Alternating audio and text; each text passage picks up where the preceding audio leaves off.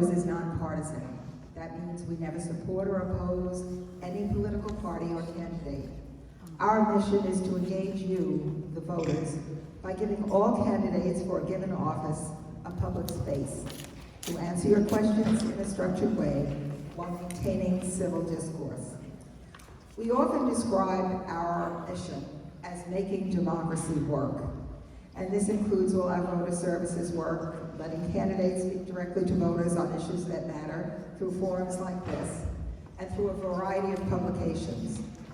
It includes educating voters and advocating with legislators on issues involving voting, elections, but also on immigration, climate change, and healthcare. We only take positions on issues after studying them extensively. We hope that you will consider joining the League, and remember, please, the League is not for women only. I would now like to introduce Michael Renga. He is a student from Glen Cove High School, and he is also co-president of the Civics Honor Society. He'll be reading the rules for tonight's forum. And I'll now...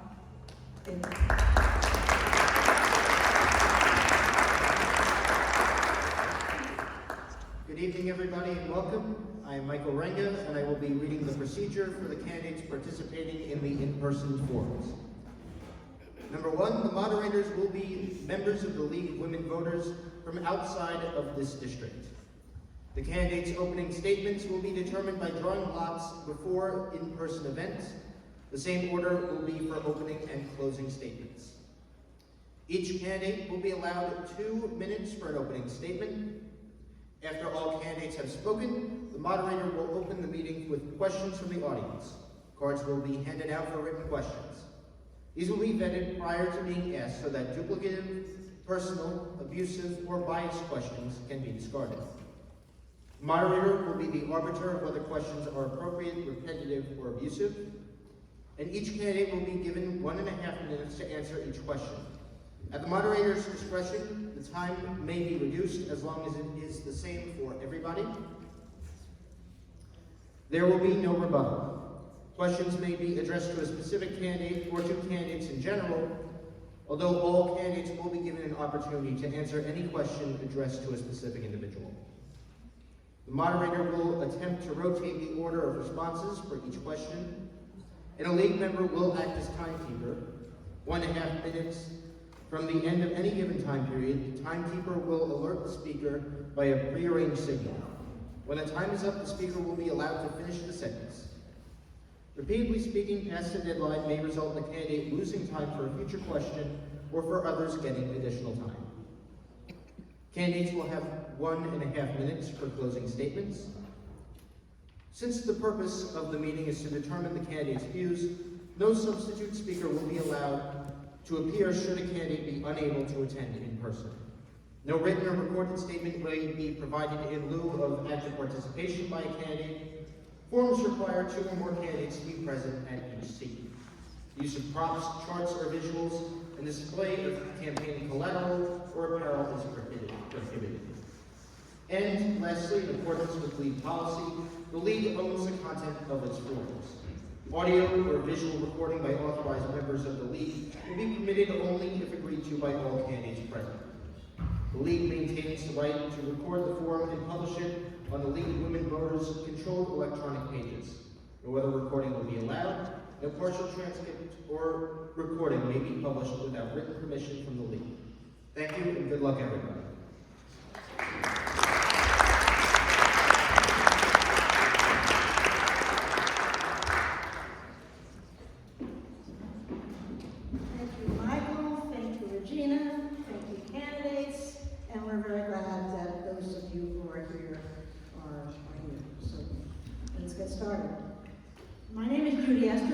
I am not a voter in Glen Cove. I will be a moderator, and I am the arbiter of all things, so I'm powerful for the next hour maybe. You know we're here tonight because we believe that citizenship requires both voter, education, and civic engagement. We believe the responsibilities for maintaining good government rest on you, the voters, all of us. We have some expectations for you. We just heard about the process for the candidates.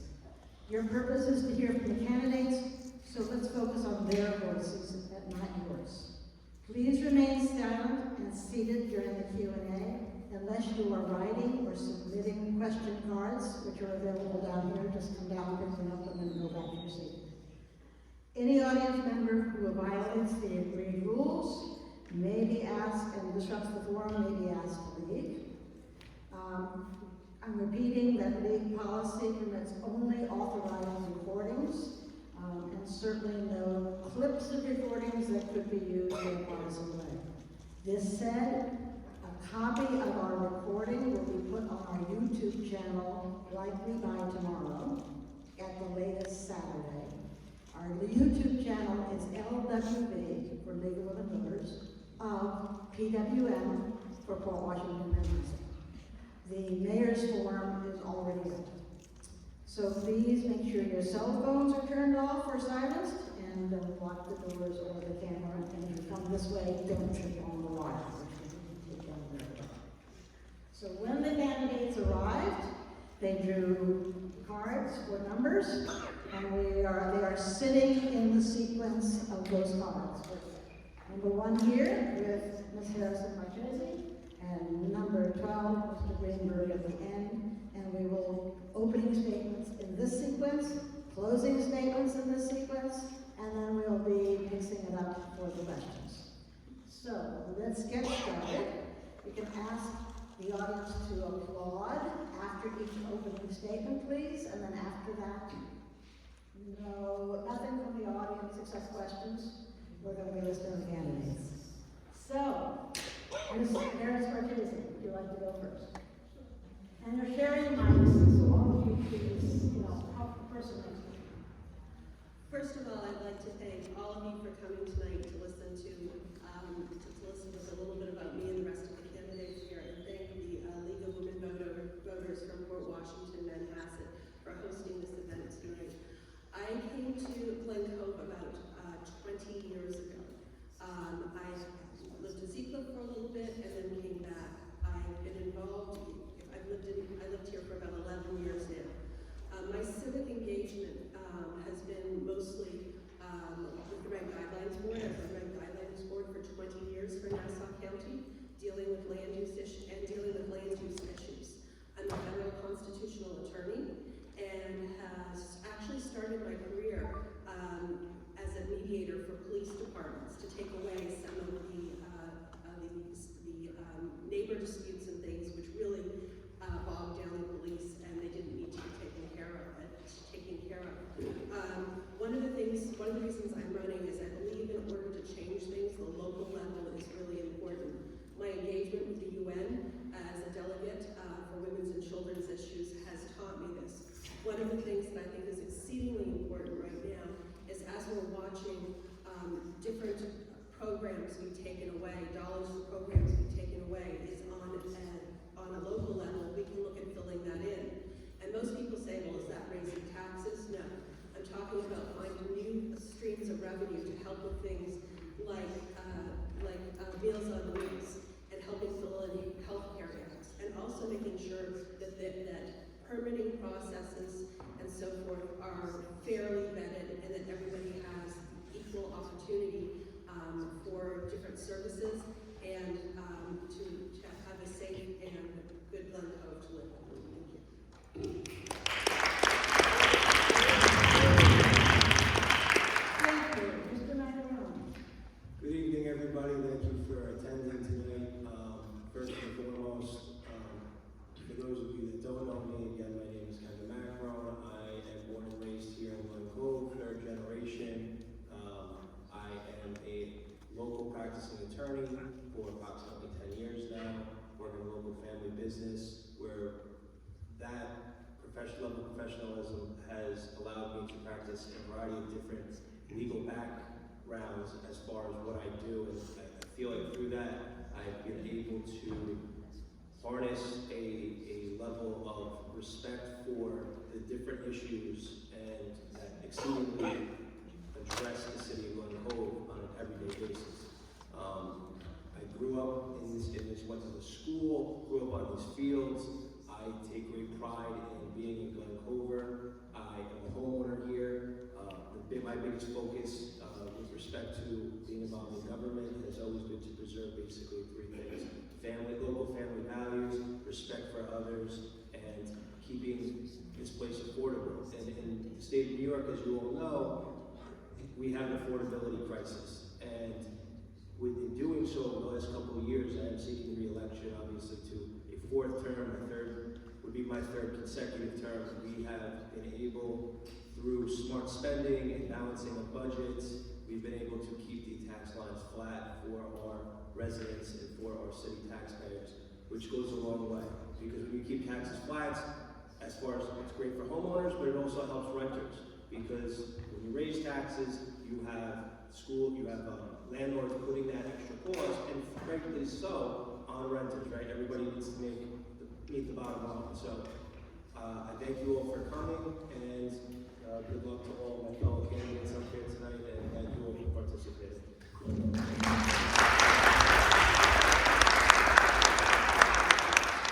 I apologize. Is it Moschetta or Moschetta? Moschetta if you're Italian, Moschetta if, Which would you prefer for me? you go with Moschetta, it's fine. Moschetta, Thank you. okay. So next is Ms. Moschetta.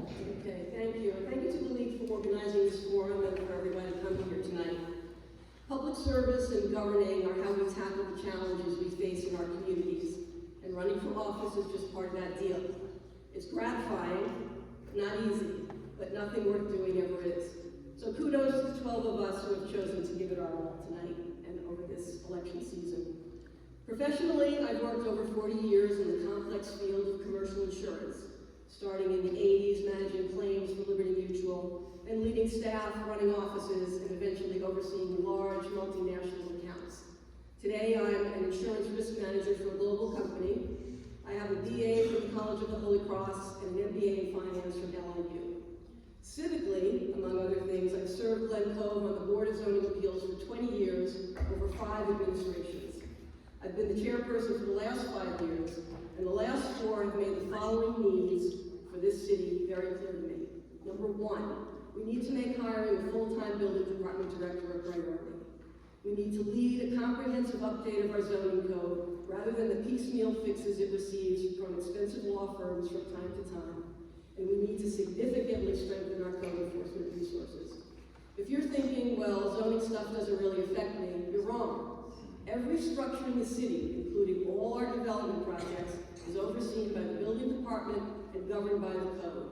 It simply cannot be run effectively with a part-time director. These are changes that I know will benefit Glen Cove in the long term, and they're concerns I've raised with the mayor many, many times. Maintaining the status quo is all too common in government, and I find it exceedingly frustrating the older I get. Some parts of Glen Cove's government are broken, we need to own it, and we need to fix it. I'm Theresa Moschetta, and part of Team Glen Cove, for the people, and dare I say it, let's fix this. And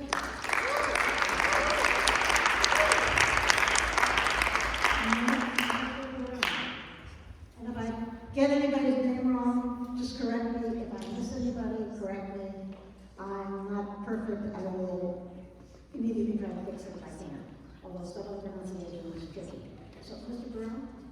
Thank you. Good evening, everyone, and thank you to the League of Women Voters for organizing this forum. I'm John Perrone, for those who don't know me, and I'm seeking your support for the election to the City Council. I'm a long-time Glen Cove resident, residing here for over 40 years. To many of the people in this room, that's a newcomer. I have the pleasure of saying that I raised my family here, and now my son is raising his family here with my 2 grandchildren. The reason I'm running is the future. Not only for my family, but as yours as well. I want to see Glen Cove continue the family legacies that we have had here with families, growing families. I'm a businessman and active insurance executive. I have experience in marketing, retail, sales, and engineering. For 30 years, I served on your zoning and planning board, and I was a past city councilman.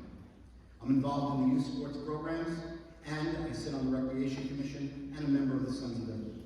It's these past experiences and involvement that say I'm prepared to hit the ground running on day 1. A problem is only a problem if it's the solution is not found. My concerns are not new for our city. They remain constant. They're so broad yet so simple. Finance, we need stability. We need long-term planning. We need to establish real new revenue so that it's not on the backs of the taxpayers. And we also need to have sound financial planning to maintain and not have to raise taxes. Our infrastructure, we need to be proactive more than reactive. We need to fix it before it's broke.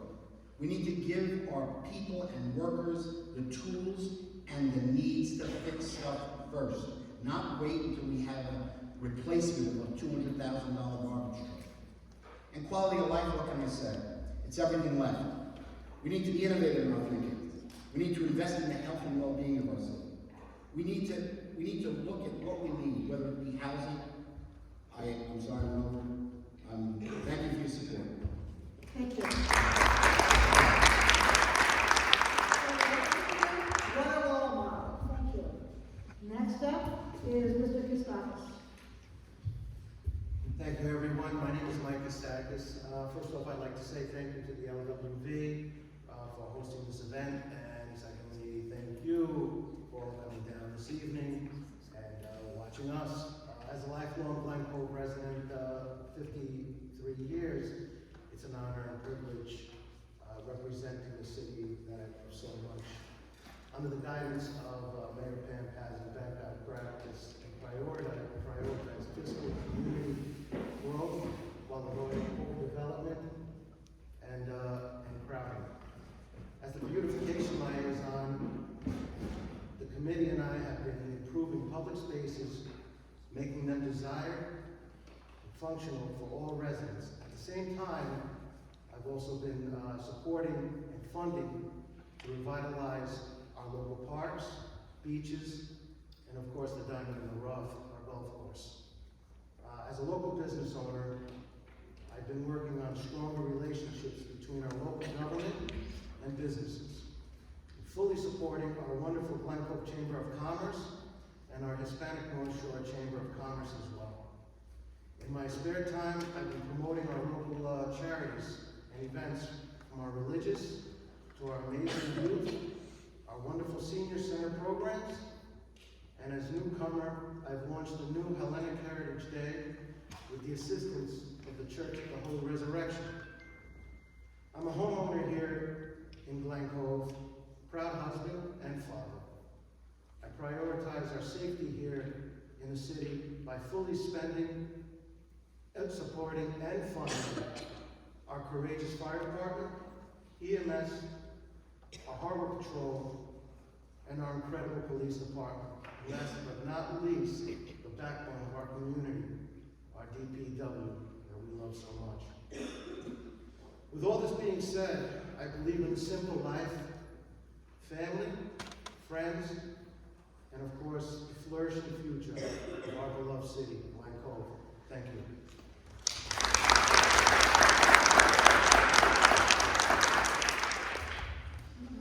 Ms. Anastasio. Hi, everyone.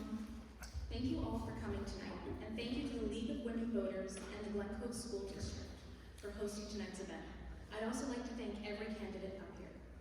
My name is Carla Anastasio.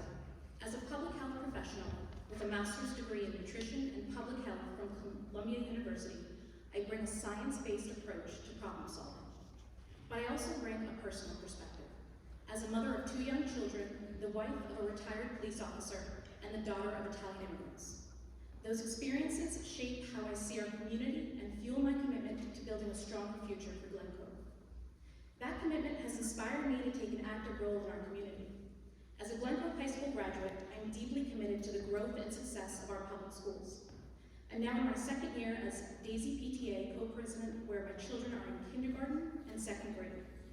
For the past 15 years, I've worked in government and nonprofits developing policies and programs for community health. Locally, I help volunteer with the food pantry Nosh, because meaningful change starts at home. I'm running because I want to do even more to make a difference.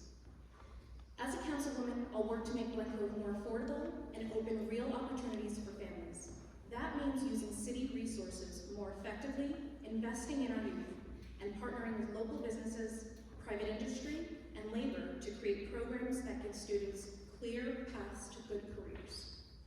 Conversations around development and downtown revitalization must consider these issues because they are connected to the success of the entire Glen Cove community. We can be better. We can do more to invest in Glen Cove's future while honoring its rich past. Thank you so much for listening.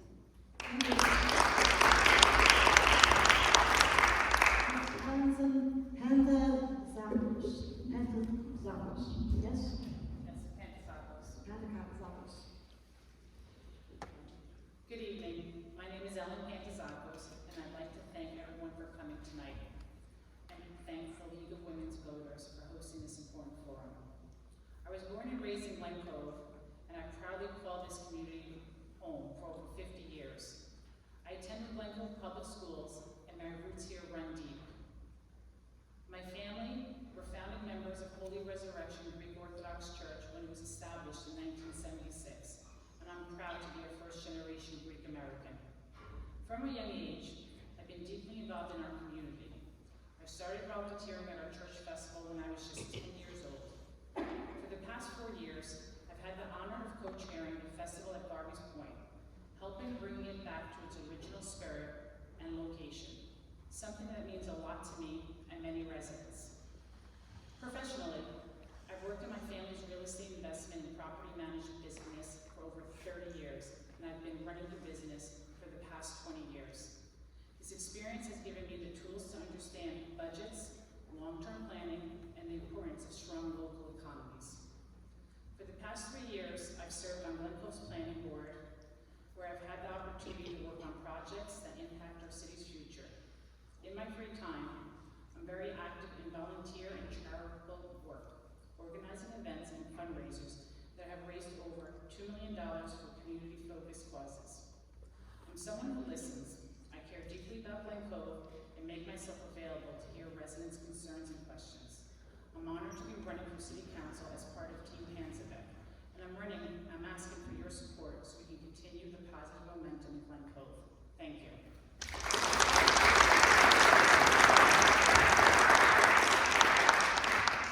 Thank you. Ms. Fugazy-Scagliola. Good work. Good evening. I'm Danielle Fugazy-Scagliola. Thank you all for coming to this event, and I want to thank the League of Women Voters for setting up tonight's forum. My husband Tommy and I both grew up in Glen Cove and made the decision to move back here to raise our family. We now have 3 children that are in the Glen Cove School District, with another one who graduated from here and is in her 2nd year at Cornell. I have been a financial journalist for more than 20 years, and I keep an office right in the heart of downtown. I'm a board member on the Downtown Business Improvement District, president of the Glen Cove Education Foundation, and liaison to the Youth Bureau and the Glen Cove School District. There's no question that I'm invested in our community. 6 years ago, I ran for council and I won. Since then, I've listened to the residents and worked hard to implement positive change. At City Stadium, I advocated successfully for new bleachers, a retaining wall, backstops. I want to keep fighting for turf. I've also raised donations privately to plant trees along the fence line and for new scoreboards. I secured the location for the Heroes Among Us banners that are in Morgan Park, and I fundraised the money needed to get that program off the ground. Recently, along with beautification and DPW, I launched a banner program that celebrates our graduating seniors. You can see them in the downtown. I continue my work with the Long Island Railroad to implement changes for our train line. I also spent a great deal of time the last 2 years working to get the North Shore Village Theater up and running at the Charles Hardware space. Still, there's work to be done. We need to attract young families to our community while upgrading our infrastructure and our downtown. We also need to revamp our election process, continue to fight illegal housing, and update our codes and ordinances. I execute on things and I work hard every day for the people of Glen Cove. I'm asking for the opportunity to continue to make Glen Cove the best community it can be for your family and mine. Thank you so much.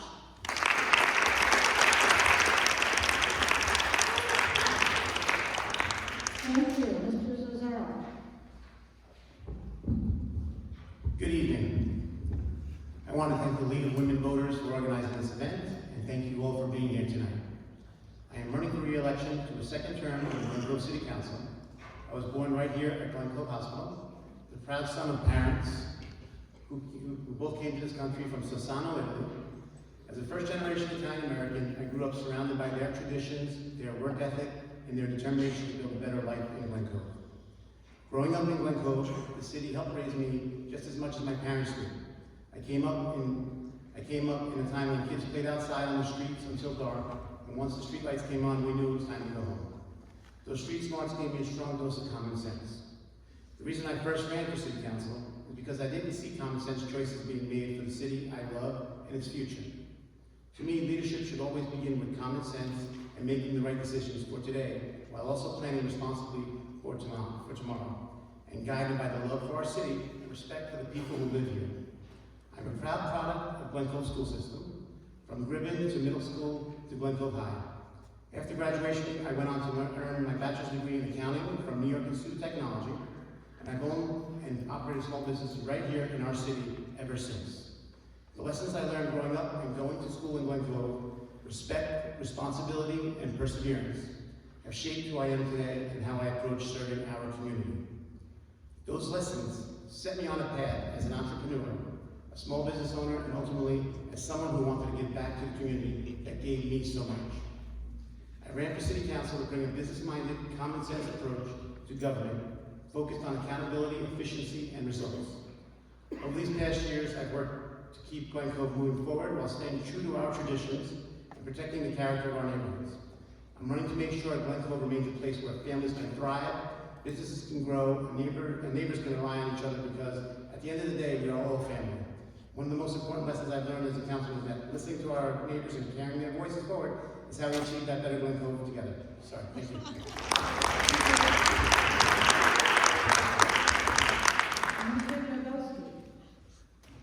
Good evening. Thank you to the League of Women Voters for hosting this event, and all of you in attendance for coming out to hear from your candidates. My name is Grabowski, and I'm running on Mayor Pantazakos' ticket to be one of your next council members. I was born in Glen Cove and I've lived here my entire life. I'm an attorney, member of the zoning board, and have served in various roles as a volunteer for Glen Cove Junior Baseball and Softball. I'll bring all the skills I've learned in these roles, from analyzing complex issues to listening to all sides of the position, to deliver the best results for the city of Glen Cove and its residents. I'm proud to be a member of Team Hansenbeck, and I believe what this administration stands for and has accomplished is second to none. I bet for most of you out there and watching at home, affordability is the most pressing issue on your mind. As a parent, I know firsthand the decisions that go into making a family budget and the sacrifices we all have to make to ensure our children have what they need.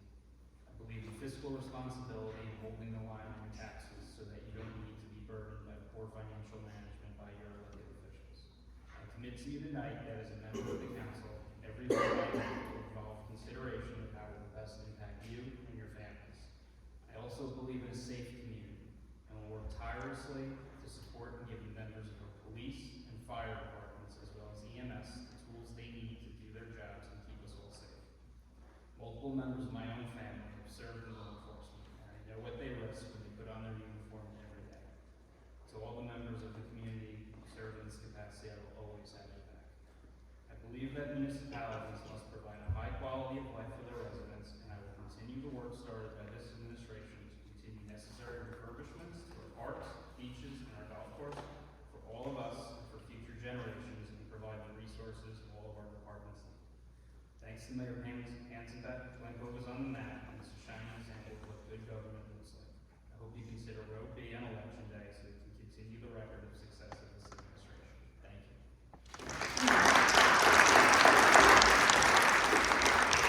Mr. Farnan. Yes, Ms. Judy, thank you very much for being our host here, and also Michael Renga as a student who's going to be very well in his field, whatever he chooses. And I appreciate everybody to take the time out of your busy evening to let us be heard. All the candidates here are very good people, and we have the one thing in common: to make Glen Cove great. I'm a lifelong resident of Glen Cove. I'm the son of Mitzi Joan Farnan, who was a registered nurse right up here in Glen Cove Hospital for 33 years. I'm also the son of Ben Farnan, who was a former police commissioner here in Glen Cove and had a bar called the Starting Gate. So he had it both ways. You got to do the law and you got to do the drink. I'm the proud husband of Camille. We've raised 3 daughters here, Remy, Jillian, and Shelby, all products of the Glen Cove School District, and graduated and went on, not to stay in Glen Cove, but to make better lives for them outside the city. And unfortunately, we want to draw the young people back here to Glen Cove to make roots, like you did, and like everybody else did here. I'm a 3-year city councilman. I was chosen by Mayor Pantazakos, who I have a deep respect for. We have good conversation all the time, and we go through the details. I'd like to be an active laborer still on the beautification committee with Mr. Ktistakis and Commissioner Peebles, and I look forward to serving you for another 2 years.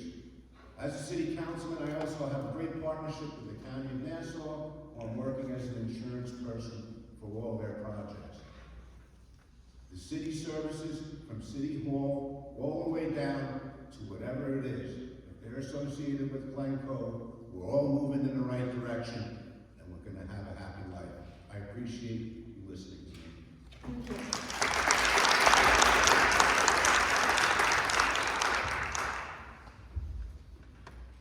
Mr. Greenberg. Good evening. I would like to thank the League of Women Voters and moderators for hosting this important forum, and I am one of the 6 Republican candidates on Team Pantazakos. My family moved to Glen Cove 23 years ago. I grew up in nearby Roslyn Harbor and was born in Bogota, Colombia. My wife Janice is also an attorney, and my 2 children attended Glen Cove City Schools. Ariana is a first-year law student at Hofstra University School of Law, and my son Sean is a junior at SUNY Farmingdale. I am very proud to say that my children are both the products of the Glen Cove School District. I myself am an attorney, and I specialize in international and domestic adoption. I've been on the board of the Glen Cove Junior Soccer League for nearly 15 years, then elevated to corresponding secretary, vice president, and now president. I've dedicated my time to the youth of Glen Cove, and I'm still coaching today in the fall soccer season. I probably will be involved in soccer forever. I've spent years fighting for improved fields, equipment, and other upgrades, for the kind of facilities our kids can be proud of. Their efforts have paid off, and I'm grateful to Mayor Pantazakos and her team for sharing the vision of helping turn our facilities into reality.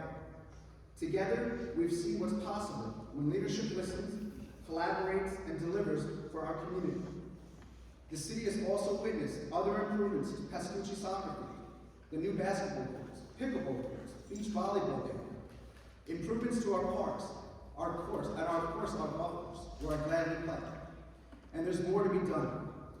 I'm ready to take the same energy and commitment I've given to Glen Cove Junior Soccer and bring it to City Council, to keep Glen Cove moving forward, and to make sure every resident, from our youngest athletes to our senior citizens, benefit from the progress we've made and the opportunities still ahead.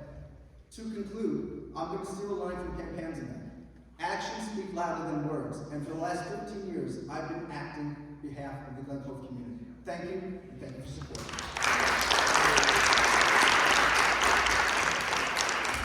So, thank you all. Before we begin with questions, I'd like to note that in the interest of fairness, we always rotate the sequence of Q&A answers during a forum, so the same candidates don't always go first or last. With 12, that's a little more complicated, so we are rotating through groups of 4, with the sequence within each group also rotating, so that each candidate will have a chance to speak first or second, at least once, if we have only 6 questions. Actually, first and second, if we have only 6 questions. So I offer some advice to the candidates. Since there are 12 of you, it's unlikely there will be much to add after about the 6th person. I don't want to make that a rule.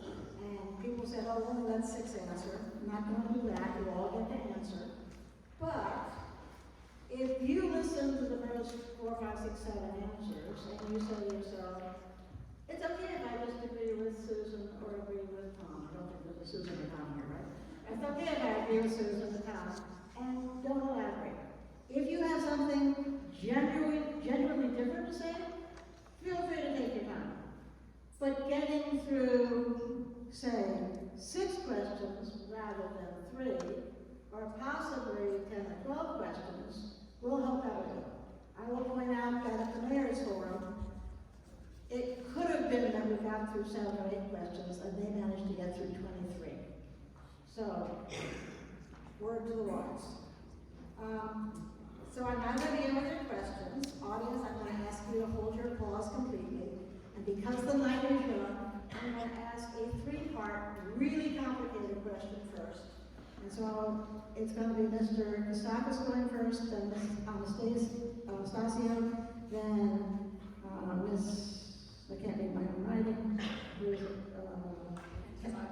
Pantazakos, and then Fugazy-Scagliola. Okay. So here's the question. Regarding the city budget, 1, do you believe the public should be able to question and discuss the budget? And this is 3 questions put together because they were very similar. Do you believe that a single several-minute presentation is enough? And 3, do you have a plan for keeping payers informed and offering them meaningful input into major fiscal decisions? I'm sorry, can you say the third part again? The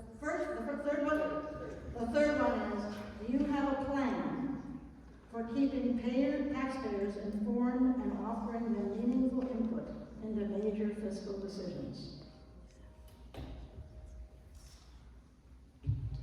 So, after all that, the first question, review it again. Do you believe the public should be able to question and discuss the budget? Of course, the public has every right to know, to discuss anything that when it comes down to the city council.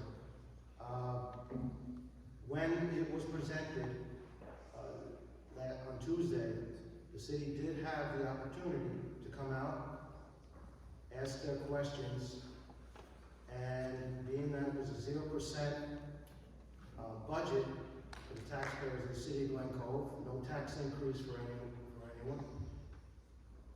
Taking the initiative, I second the motion to go and promote it to pass the budget. It's a sound budget. We've had surplus, and also affordable budgeting in the past 2 years. Pam Pazanbeck and also our controller has done a phenomenal job in promoting this city through these last couple of years, and this is why I came to second the motion of promoting to pass this budget. Second question, please.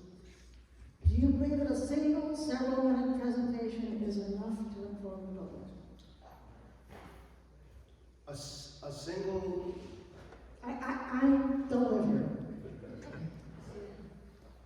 You know what? Yes. For me, going through. Okay, so use all your time for first question. That's why I told you that. Oh, I see. Okay. Okay, next, Ms. Anastasio. So I was actually really stunned at our meeting because the question that came to me was, when is it ever a good idea to silence the public in a democracy? And this is not a partisan thing. You could be a Democrat, you could be a Republican, you could be an independent. A foundation of our democracy is free speech. It makes us American. The ability to participate in our governance makes us American. So to have anybody ever say something against that is shocking, especially in Glen Cove. Growing up here, everybody was family just because you were from Glen Cove, just because you lived here. So I don't know why we would ever want to take that away from someone. And it's a very concerning thing to me. Let's see, I don't remember the other questions. A short presentation is enough, and you have a plan. A short presentation. A short presentation on a budget, $69 million budget. I review budgets quite often as a part of my work. No, a couple minutes is not. There's going to be questions.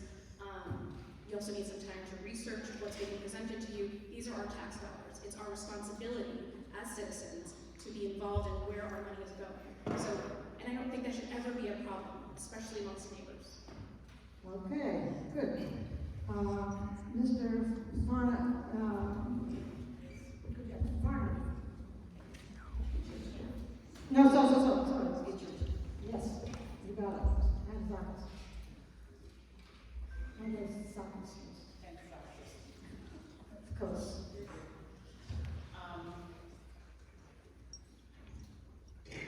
I believe the public has every right to ask questions, especially concerning the budget. The budget is posted online for people to see. It's handed to the city council for review. You gotta understand, these department heads work very, very hard to put this budget together along with the PAN, give their numbers, so they can run the city in a proper manner, and not to overspend money as well. So, when the budget is handed to them, it's up to city council members to be prepared when they go to their city council meeting. And if they have any questions, they're free to ask the questions. There were no questions asked on Tuesday. The main thing was, why are you closing the session? You close the session because there's no questions. If you had questions, everything would have remained open. Do I believe in short presentations? Absolutely. But the budget is a huge budget. How many presentations are you going to do? A few short ones would be nice. And the last question? You have a plan. Keeping them, you want to keep them involved. People need to go online, look at the budget. People need to come to city council meetings more and get more informed and be more active in our city. Okay, thank you. Ms. Fugazy-Scagliola. Perfect.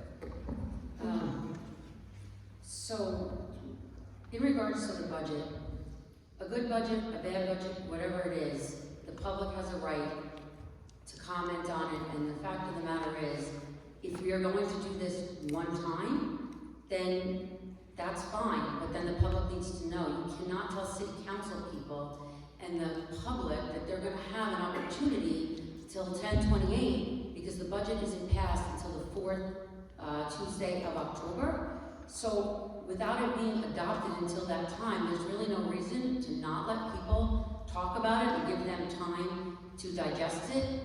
What Ms. Pantazakos said is correct, that it is online, but it's online on Friday, and then the meeting is on Tuesday. So you've essentially given people like 4 or 5 days to read a 70-page document. And additionally, it's not just about a 0%.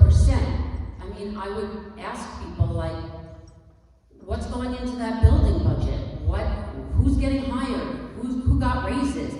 You need to be able to look at all of these things. So I'm not against the single presentation, but then it should be advertised that way and everybody should be afforded the opportunity to come. I prefer to, because if somebody can't make it one night, they have the other, but whatever it is, it should be clear, and practice has always been to, at least for the last 10 years that I've been involved. So this was a complete switch. And in terms of the public being involved, listen, you can find us, you can email us, you can come to meetings. I'm open to anything. Thank you. Mr. Zozzaro. Okay, that night was basically a surprise to everyone, and to us completely. Usually, these meetings, they go on, it's 4 weeks usually. It's 2 weeks, first 2 weeks you present it to the public, and then 2 weeks later, that's when everything is done. And we were told, and that's what has been done forever, from that I know. And we were told in pre-council that we would have another 2 weeks by the mayor. She did say that, and not even thinking, so we were stunned when we found out about it. So to close the comment section for the citizens of Glen Cove, it's completely ridiculous. Why would you want to shut the people up from Glen Cove. I don't understand. You know what? I went there not knowing that I had to finalize the budget that night. I was saying, listen, that's my first job at the city council. In my eyes, is to listen to the citizens of Glen Cove. Okay. We raised our revenue from $65 million, the budget, to $69 million. Okay, that's over $3 million. We also, with Nassau County, we are taking the money from them directly. And in the budget, it says $3 million. Okay, now, people look at it and say it's a 0% tax increase. But in reality, we are getting our Nassau County taxes raised. Okay, because where's that $3 million that we're coming from? It's going to get raised because we're taking it from it. We're not going to get that rebate back. So, thank you. Okay. Mr. Farnan, Mr. Grabowski. First. So, I try not to repeat much of what's been said already. Can you hear me better now? Thank you. So the fact of the matter is, this was a publicly available budget. It had been available for weeks. There is not anywhere in the city code that requires the city council to prolong a vote until the October 4th deadline that was set. There's nowhere in the code or law that says that. It's a good budget. It does not raise taxes. And unfortunately, my friends up here in the Democratic panel voted for it. I do think a single presentation is enough. I do think that there is opportunity for the public to comment on this. And as for keeping the taxpayers informed, I think the mayor does a fantastic job talking to the people, getting the information out there. If you have any issues, you're obviously more than welcome to come to the city council. But the fact remains that this was a good budget that was passed by the Pantazakos administration. And thank you. Okay, thank you. Mr. Farnan. Thank you, Ms. Judy, I appreciate that. Everyone in this room should look at the video of Tuesday's night's meeting. And what you'll see is an accurate description and all facts that are true of what happened Tuesday.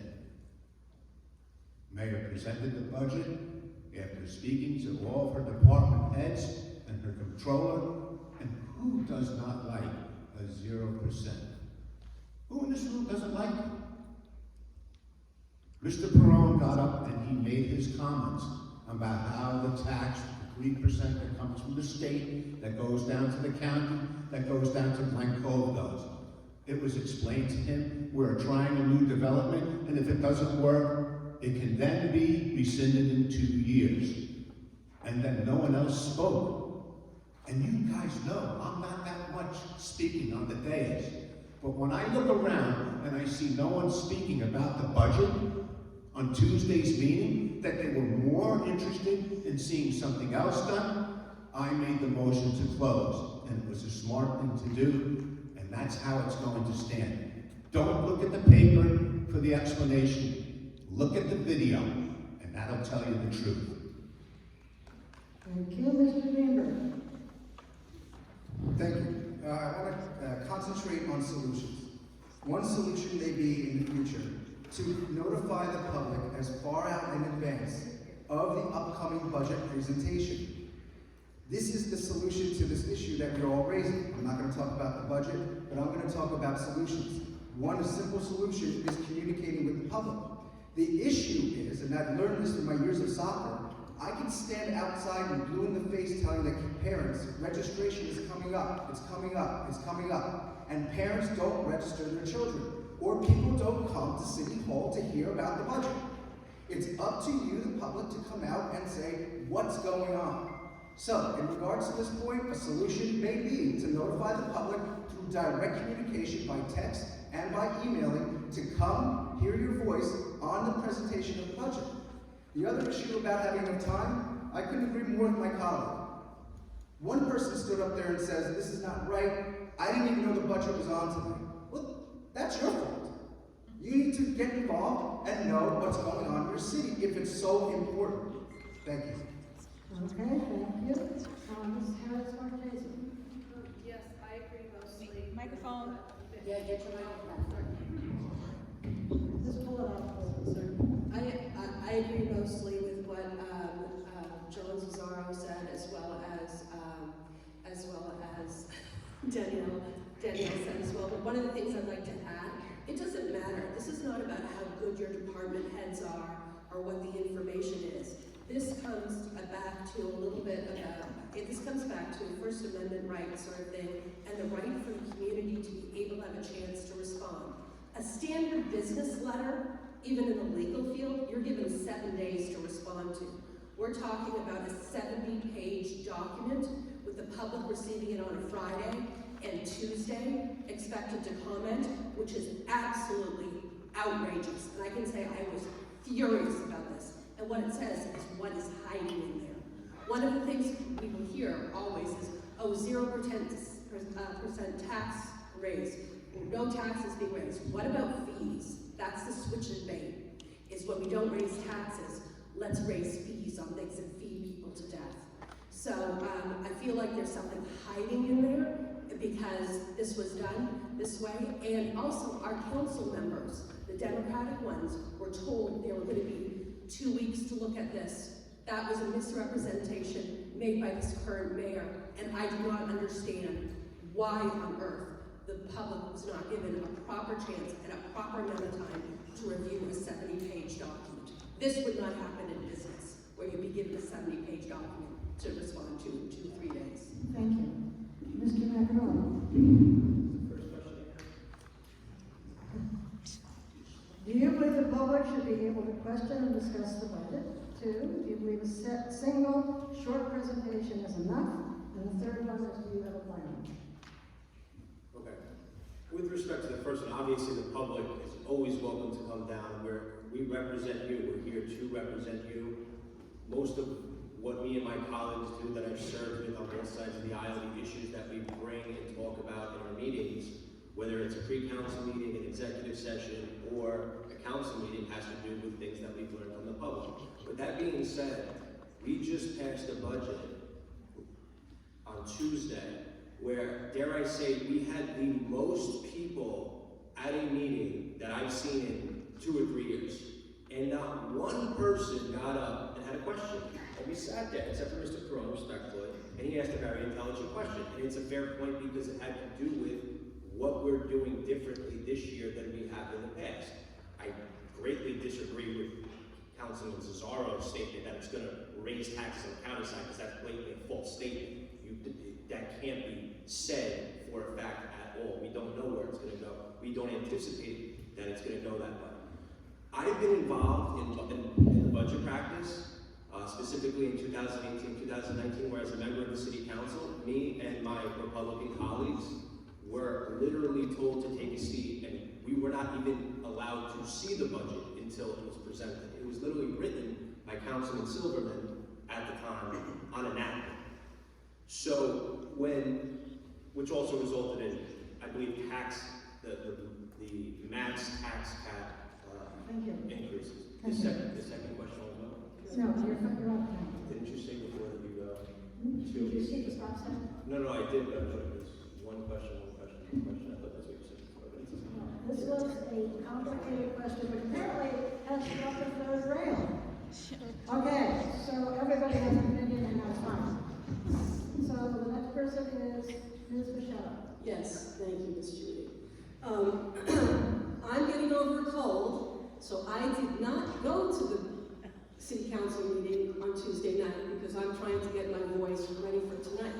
I had questions on the budget. Yes, it's 0% for residential tax increase, no tax increase for residences, but it's a 4% decrease for commercial. Well, that's great. Why are we doing that? Why wouldn't we give them a 0% increase and shore up some of that money? We say we're getting back, and this is an estimate, of $3 million from the county for the 1.5% sales tax that we're taking directly. It's an estimate. So if you're prudent in your financial assumptions, why wouldn't you reduce that number or not give a 4% decrease to your commercial properties? Also, again, I think We have a part-time building department director, so I want to know how hard he was working on the budget and what he wasn't doing in the days that he doesn't come in because he only works every other day. This is nothing against him, but we need a full-time building department director, and I had questions about the building department line for revenue and expenses. So, again, it was really irresponsible. I was shocked when Mr. Farnan made the motion, and you had to think that this was orchestrated. This was not out of the blue. Thank you. Mr. Perrone.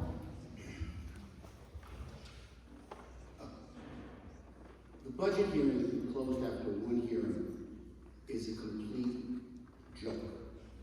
We spent 2 meetings talking about parking. And we're talking about a $69 million budget that was closed after one. That didn't have to be voted on until the last meeting in the month. So in actuality, you could have kept the meeting open and gone to the last meeting and then voted on it, and allowed the public to have a voice. The presentation was excellent, okay? It was a 68-page document that was glossed over 5 pages, a lot of colorful graphs, and a lot of information that was very poignant to the budget. And the numbers balance. We have a phenomenal controller, and he makes the numbers balance. My one question, and I was the one question, where's the money coming from? And it's coming from the Nassau County. Sales tax, preemptive credit to the city. That's what it is. The numbers add up. A $2-point-some-odd million hole to fill, a $88,000 surplus is about $3 million. And that's how much we're getting. And it's an estimate. I think the meeting should have been extended, and I do believe it should go to more than one meeting. Absolutely. Okay, thank you. I hope the next question is a little bit less of a third rail. Let's go. Well, so it's going to be Mr. Zozzaro, Mr. Grabowski, Ms. Farnan, and Mr. Greenberg are going to be the first 4 rounds.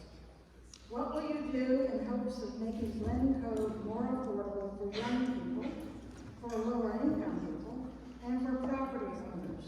Do you have an actual plan? So we start with Mr. Zozzaro. Okay, to make Glen Cove more affordable, the way I would go about it is when you pull into Seacoast Avenue, you see an eyesore of photo circuits. It looks like a third world country.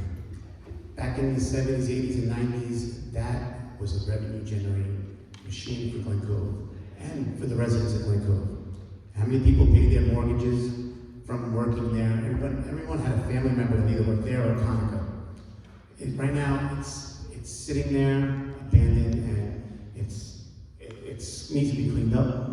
We need to get the federal government in. We need to get the state in. I think that would be an amazing revenue generator, and put something that's not going to pollute our system, our city anymore, but put in smart jobs that we can get more people, get more revenue, and also it would solve our traffic problem, because if we're a 1 mile city, which is, well, we're bigger than 1 mile, but if everybody has everything in our city that we can do, we can work here, be less congestion going in and out. If we have better building businesses here, we can afford to buy stuff in Glen Cove, we stay in Glen Cove. So that would help with all the sales, with all the houses, and affordability. So that's what I would do. Thank you. Okay. Thank you. Mr. Grabowski.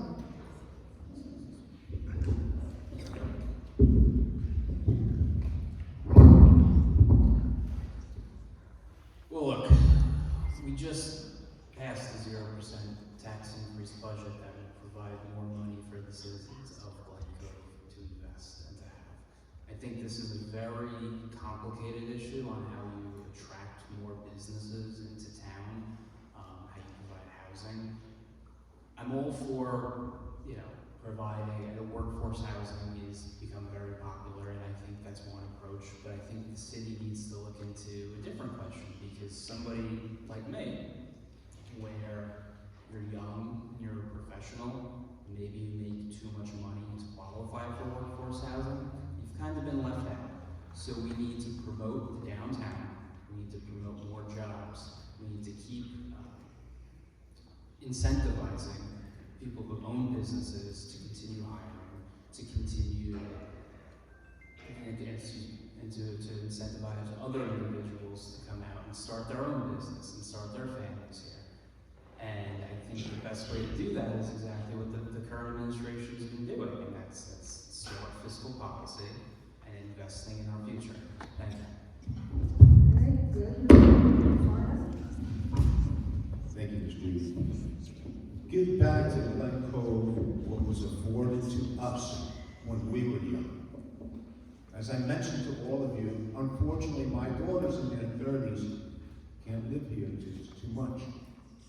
We had a beautiful plan that was done on Glen Cove Avenue for workforce housing and ownership, so then the youth can build equity in the community. And that started in 2004. And I would recommend everybody to look at the mayor forum from last week, where you can get more of the details of what happened at the Livingston project.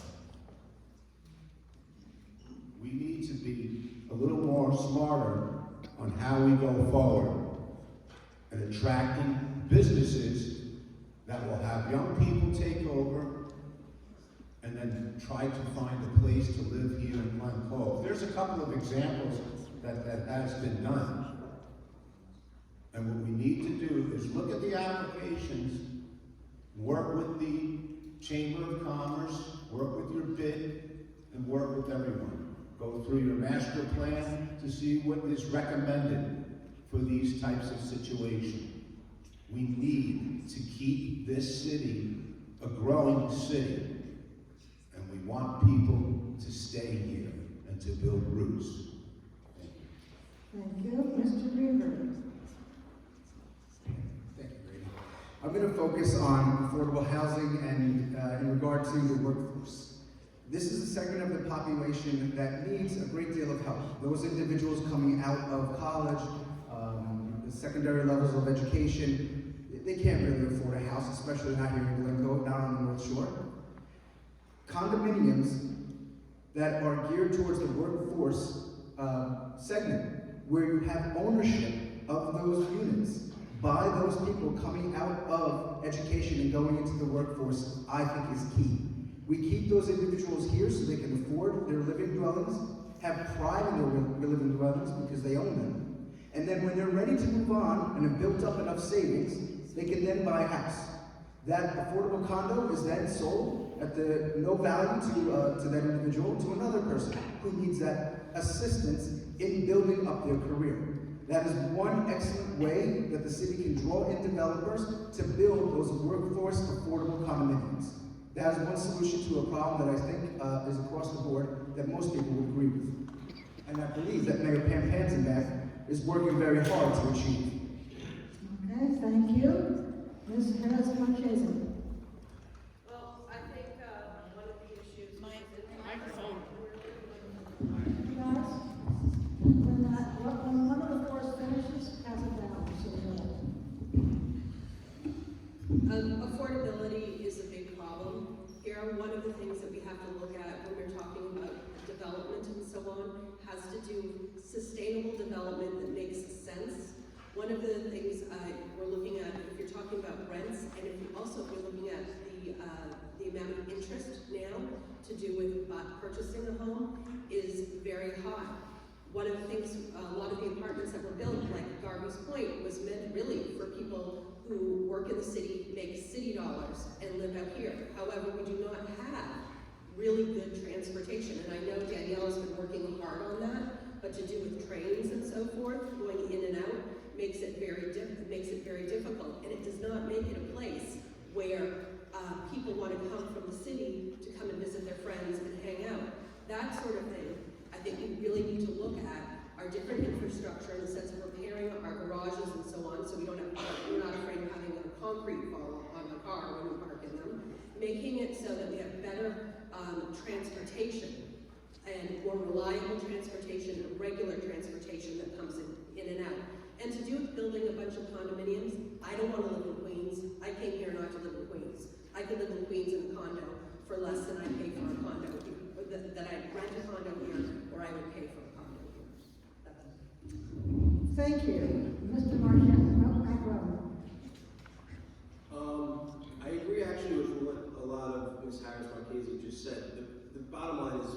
this is the North Shore of Nassau County, some of the most expensive real estate in the world, let alone the state. So, when you look around, our taxes are lower than they are in Oyster Bay. They're lower than they are in Locust Valley, in Seacliff, in Brookville, in Syosset, in Jericho, in Roslyn. All of our neighbors have it's more expensive to live there. So we are doing the best we can to keep affordability down. And that being said, you look at the price of houses, which is great for us homeowners. You know, in the last couple of years, your value of your home has skyrocketed, which is great. We love that. But for people my age, early 30s, late 20s, working professionals who don't qualify for government assistance, they're kind of priced out because they don't make enough money to pay $6,000 a month on to have a mortgage and be a homeowner for a first-time home purchaser, where it's going to cost you $800,000. But at the same time, because of the cost of the taxes and everything that we have here, the landlords also have to make rent. And the bottom line is, the biggest problem we have is, as far as our landlords go for renters and stuff like that, Section 8 sets the levels. This is the federal government as to what they're willing to pay for 1, 2, 3 bedrooms. So if you're a local landlord, why am I going to rent to someone who doesn't qualify for government assistance for less than I can rent it to someone for $3,000 for a 1 bedroom? Okay. Thank you. Ms. Moschetta. I'm going to go back to my points about the building department and the fact that we need to update our zoning code and bolster our enforcement. We have regulation on the books as to how big you can build a garage on your property, and whether actually pool houses or cabanas are not even part of the definition of the zoning code. So we have people who build these structures, come before the zoning board, and depending on the makeup of the zoning board, can be approved. So, and then you have the opportunity for people to rent those properties out illegally. So again, I think if we can get to the bottom of enforcement, illegal housing, and also update our codes, I think that would be a foundation for helping create a structure around affordable housing. And that's the point that I want to make. Okay. Yes. It's been so long, I'm going to ask you to repeat the question. Maybe you guys want to write them down. What will you do in hopes of making Glen Cove more affordable for young people, for lower income people, and for property owners? Do you have an actual plan? Your question actually is twofold. Making Glen Cove affordable and having affordable housing for people. To make Glen Cove affordable, we basically have to do exactly what we have been trying to do, and which started back when we turned this giant ship from a downward slide of financial to an upward trend. We have to straighten out our spending, we have to make sure the revenue is there, and make it cost effective to run the city. With regard to affordable housing, there are many projects in our city that bolster affordable housing. The problem with affordable housing is, it's unaffordable. Affordable housing is based off the AMI, and the AMI in this area, which is the average median income, is very high. So there's really, the number is very high for a young couple. Perhaps an idea that I've said before, being innovative on our housing, is develop a housing complex for first-time home buyers and incentivize that for them to own a piece of the road. Because then it brings pride of ownership, it builds a community, and it brings families wanting to come together in our city. Thank you. Thank you. Mr. Ktistakis. Affordable housing was my first question 2 years ago. Since then, we've gone through massive planning in the city of Glen Cove. New York State has issued us a master plan called the Comprehensive Plan that we had to thoroughly go through. Probably within 6 months, they gave us to pass it through legislature. It was a plan basically designed to create affordable housing throughout Glen Cove, close to our train stations, close to any transportation hubs, and again, to bring in young youth for renting. The problem comes down here is we are looking for people to invest in Glen Cove, not have empty nesters. People who really want to grow their roots, as many of us have done in the past, as I want for my kids to do, and many of you want your families to do. And this is where, as John said, the AMI is around $91,000, and it's really abrupt for many people to settle down. So with moving forward, again, education, awareness, from the section department of the city of Glen Cove, and creating an awareness through the city, what is available out there for people to purchase and for people to rent. Okay, Ms. Anastasio. Thank you. I would actually agree with John Perrone in saying that we do need smart development if we are going to go that route. So having something, there have been different developments called Next Generation. It is for community members who is the next generation of students, children who want to actually purchase a condo, and it's an affordable way to go. They also have this for seniors. So that would be a great thing. But when we talk about affordability, we also have to talk about, this is about the general cost of living rising versus wages that can't keep up. So something that we really need to do is invest more as a city in our youth.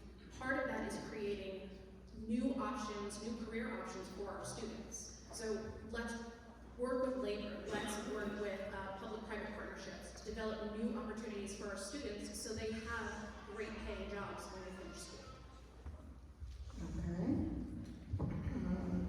Ms. Pantazakos. Close.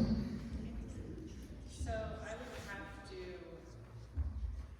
agree with Dan Grabowski on some of this. It's very difficult. Developers come here and they want to build, and their main reason is to make money. But we need to start planning smart.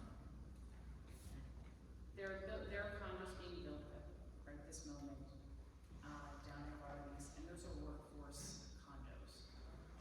We need to start helping our children that are coming out of college, and they can't afford to buy a house at that age. They have a college degree, loan to pay, and it's hard. We need to start providing more affordable stuff for them so they can get their foot in the right direction in life. As a landlord, because I know that the question is directed towards me,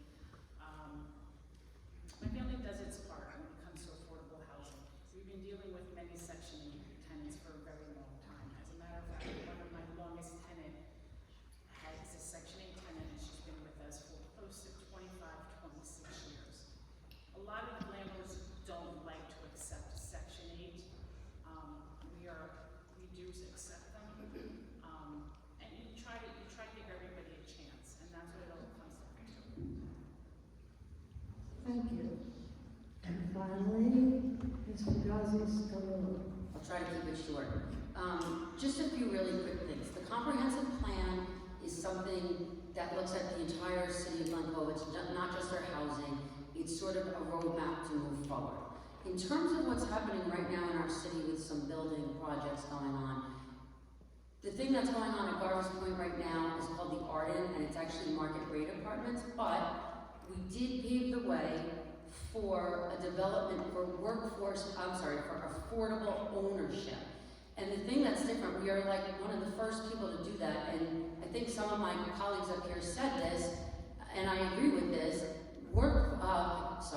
Affordable ownership is a very different thing than just affordable rentals. Giving people the opportunity to have ownership and have a stake in the community, I think is super important. And I've asked other developers as they come to the city, hey, how about looking at the affordable ownership? And right now, there's only one person that wants to do that. That being said, we have about, 10 to 15 active developers in our community looking to build apartments here, and every single one of them has to put in a percentage of of affordable housing. So every complex that gets built gets some affordable housing put in it. I'm not sure, we have to be really careful about these developments because the truth is, think about 12 new developments in this community. Think about the traffic that we have now. There's a lot of pieces that you need to look at when you think about this. It's not just about letting people in, but it's also taking care of the residents that already live here. Thank you. So the next question, the people up are Perrone, Moschetta, Maccarone, and Harris-Marchesi. Here's the question. Some members of the community have told me that city employees have been threatened for talking about their work environment. This includes conversations with residents, their neighbors, and the media. Do you think this could harm government transparency? And why is this, or isn't this, a problem, and how would you wish to address it? So first, Mr. Perrone. Some members of the community have said that city employees have been threatened for talking about their work environment. This includes conversing with residents, their neighbors, and the media. Do you think this could harm government transparency? And why is this or isn't this a problem, and how would you fix it? If you disagree with the premise, disagree with the premise. I'm going to disagree with Bruce. I mean, I don't think there's, Start again.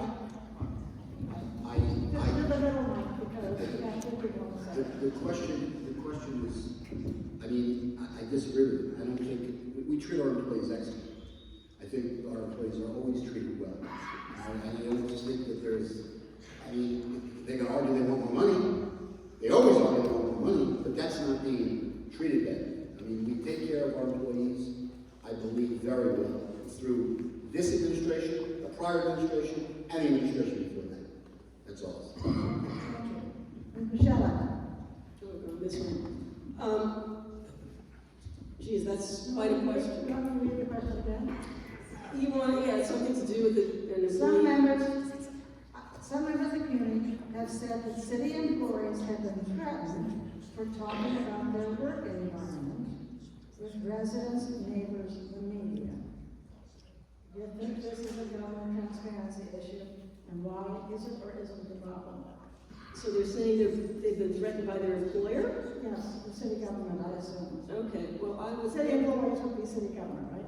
Yeah, so I would think we have a human resource department and that we would have a hotline for those kinds of complaints. And they would be investigated. I mean, that's what we do in private industry. Okay, thank you. Maccarone. Obviously, there's no room in government, private, public, any type of industry for that type of behavior. With that being said, as someone who's currently in the government, I can't say that I've ever heard anything like that, but I do. So with that being said, thank you. Good, we're getting short answers.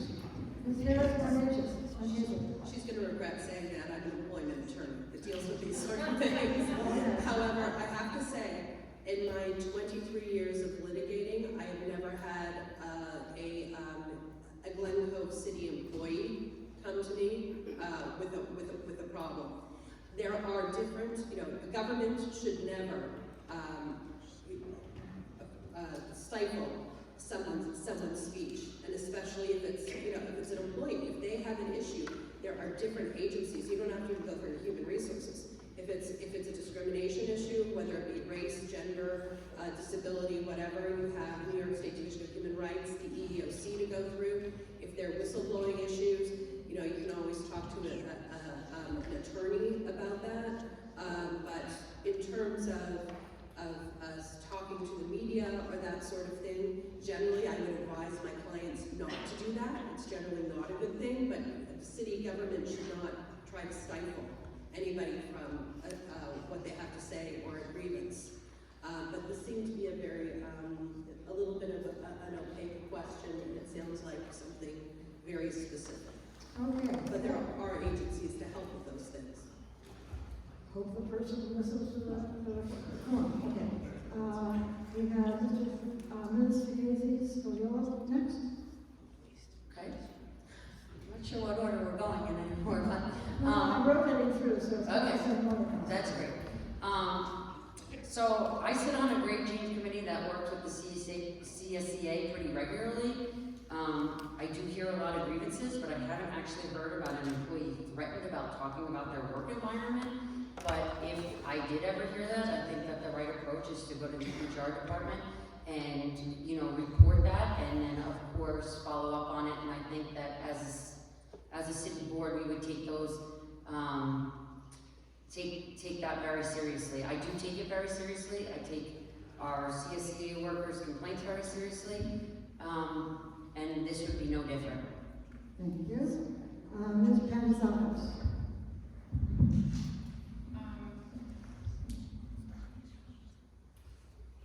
I'm in City Hall all the time, and I've never heard of a single complaint about somebody's job being threatened, and I'm there all the time. But if somebody is being threatened, and I don't know, I can't see that happening, they should go to the HR department, just like everyone's saying, and make that complaint. And if they're not helpful, there are other ways to be heard and get your point across and help. Thank you. Ms. Anastasio. Thank you. I've worked in government for about 15 years at the city and state level, and we have to go every single year. You have to take all these trainings about employment issues, about HR issues, all of this. It's never okay for someone to be threatened or to feel threatened at work. So that's something where there should be very clear avenues within our city government for people to report that. It's just unexcusable, and it's very strange that if that doesn't exist, I'm imagining it has to exist. Really? See, that's a shocker to me. But there's a lot of things that shock me about Glen Cove. So that's very odd, and that would definitely be something to change. That would be a procedure to change. Absolutely. Okay, I think we don't take audience questions live, but, the next person is Mr. Ktistakis. I've been with City Hall now for the last 24 months, and I've never heard of anyone being threatened.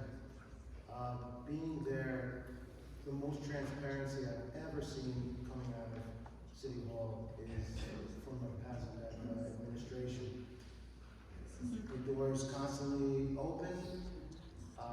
Coming from any other department, I've never heard of any sort of threats, disagreements, insults. At this point, unfortunately, I don't have any answer to say other than City Hall is pretty transparent when it comes down to anything negative of that sort. Thank you. Okay, thank you. I'm gonna ask if you're not adding new to this conversation, you figure out how to do it more in time. So thank you for that. Mr. Greenberg.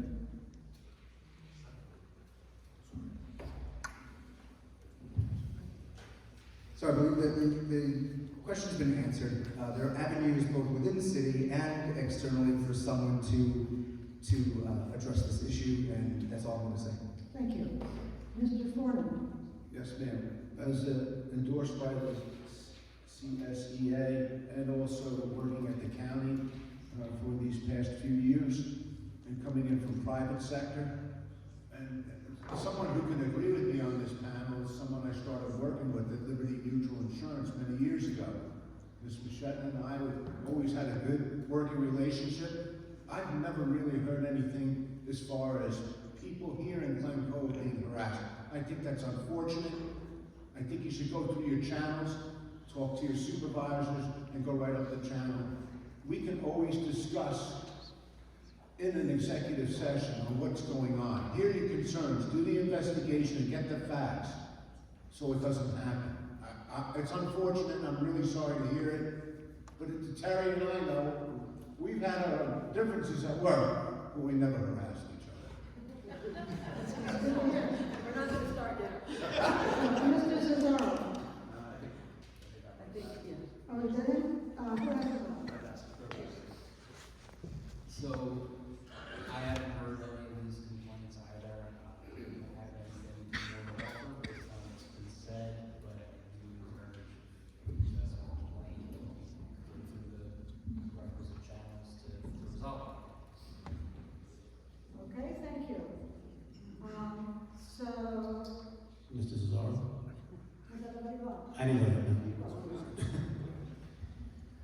Okay, in almost 2 years I've been here, I haven't heard anything like this towards me or from anyone. I don't doubt that it happens.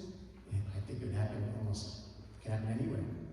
But like everyone else echoed, if you can't speak to a supervisor, find someone to speak to and get it out, privately, get it out there. And let's try and handle it internally as much as possible and figure out what the root cause is. And let's get something done.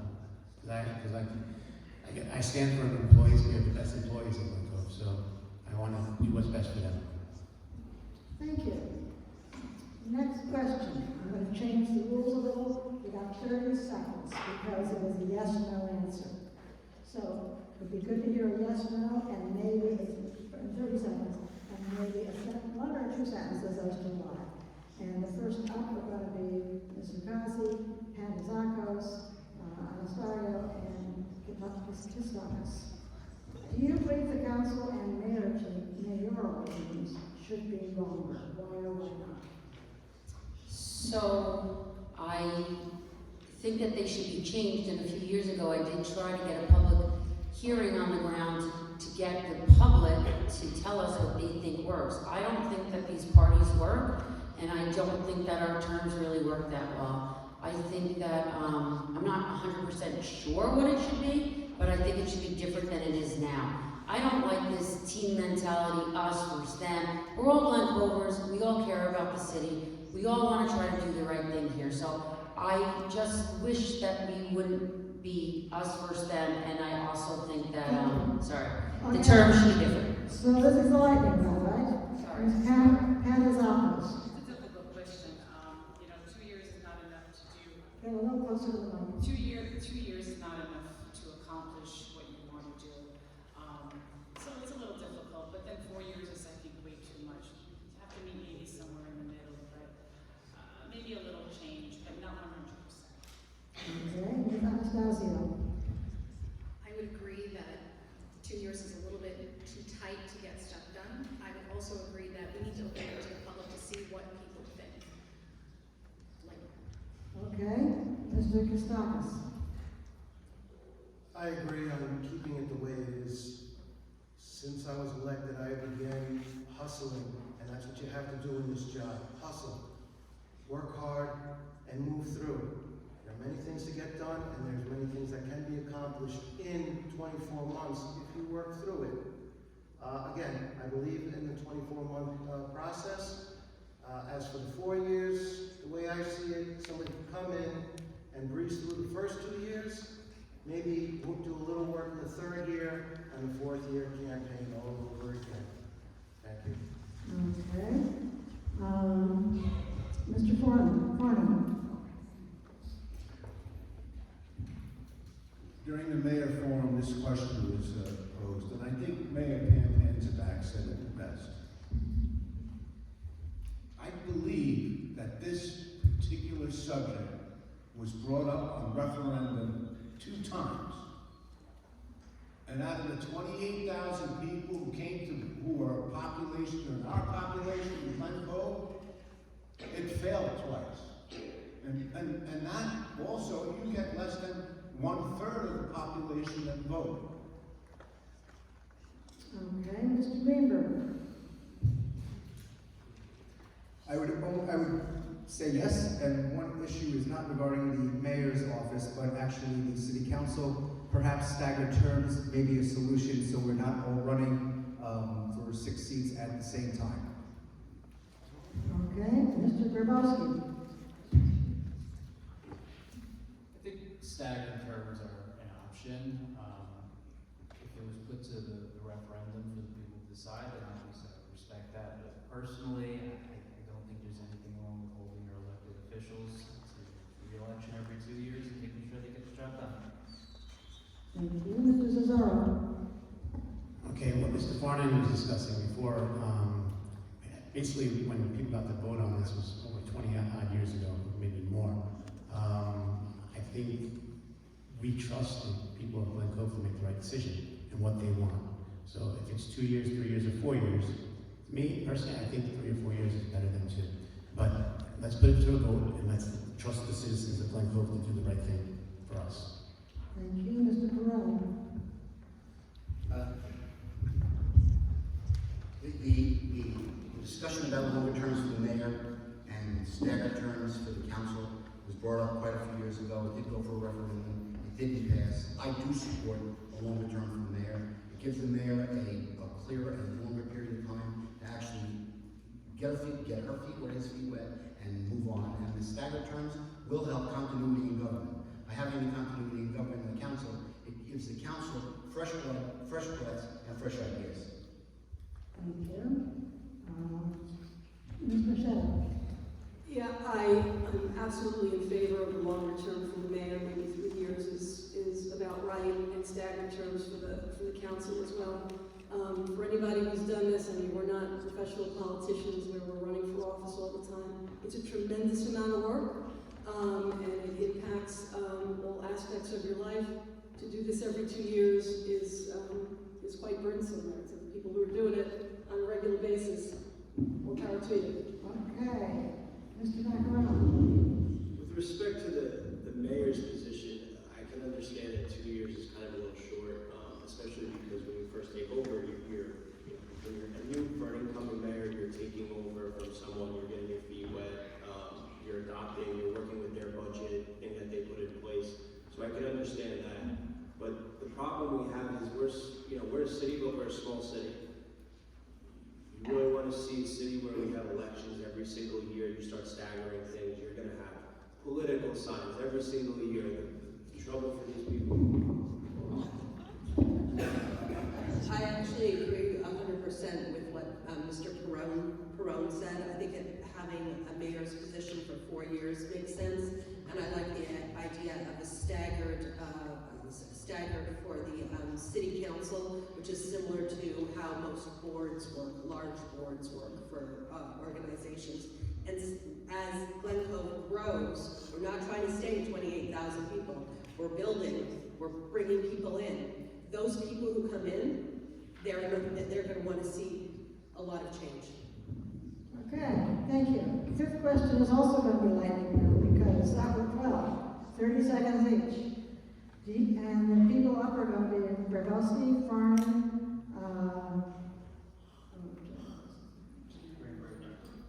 Greenberg, and Zozzaro. Do you think Glen Cove needs more apartment buildings, or should there be a moratorium on additional development? Mr. Grabowski. I don't think issuing a blanket one way or the other is the right way to do it. I don't believe you should ever go into elected office saying, I'm only going to do this, and I'm only going to do that. I think every potential application that gets submitted to the city needs to be properly reviewed, let there be public comments on it, and hear what each specific proposal has to look like. Okay, thank you. Mr. Farnan. The projects that are already approved should be done. Every builder has a right to make an application to make apartments here. We have to review each one very carefully, along with our partners in Nassau County. Okay. I would never use the word moratorium. I think every applicant has the right to present an application, and it should be reviewed properly. As a member of the planning board, I take that very seriously, and I do give the applicant every opportunity to be heard. But after that point, I do look to what's best for the city of Glen Cove in terms of the plan, and that's what you're supposed to do on the planning board and planning for the future. So I would never use that word moratorium, but it's important to examine that application extremely carefully. Okay. Mr. Zozzaro. Okay, moratorium is a strong word, and I don't think I would go for a moratorium, but we've built our fair share of housing here in Glen Cove. We are one of the only municipalities on Long Island that has increased the number of residents that have stayed here. So I think we would listen to the citizens of Glen Cove, and they complain about traffic. More buildings cause more traffic. So that's it. Okay. Mr. Perrone. I would not support a moratorium at all. It's a terrible word to use, and it stagnates progress.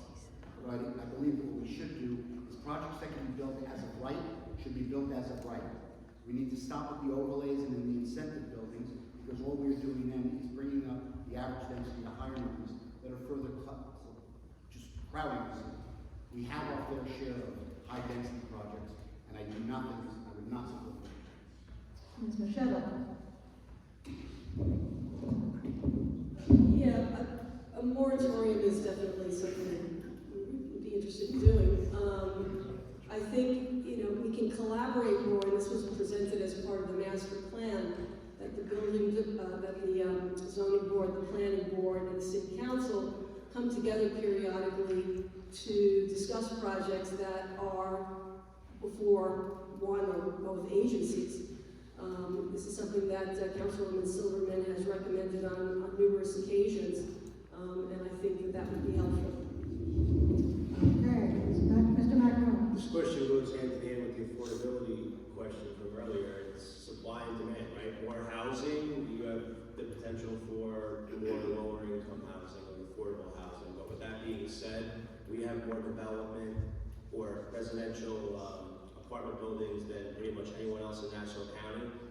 I think we haven't approved anything lately where we've been steadfast against overdevelopment and high density development. Let's continue that. Okay.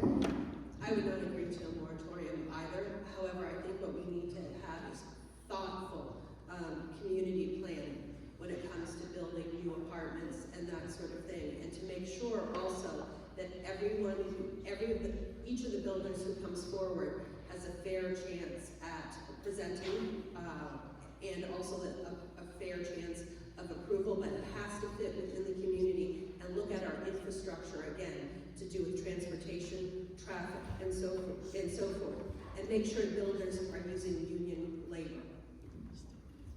Okay, next. Ms. Fugazy. It's okay.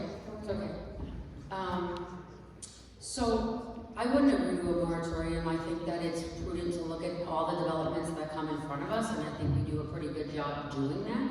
But I will say that I think we have to be very, very careful about what we let be developed. I was lobbying pretty hard this whole entire year for something at the train station, a TOD project. There's already like 10 to 12 projects floating around, and you gotta really think about the infrastructure we have here, what we can fit. I think John said it fair. We do our fair share. Okay. Ms. Pantazakos. So Mr. Greenberg and I go through this being on the planning board. Moratorium is a very, very strong word. I don't agree with it. Everyone has the right to apply for a building permit. They have the right to submit their plans. And being on the planning board, we have to do our job and examine these plans and make sure that we're making proper decisions. Smart planning, like I said before, smart planning for Glen Cove.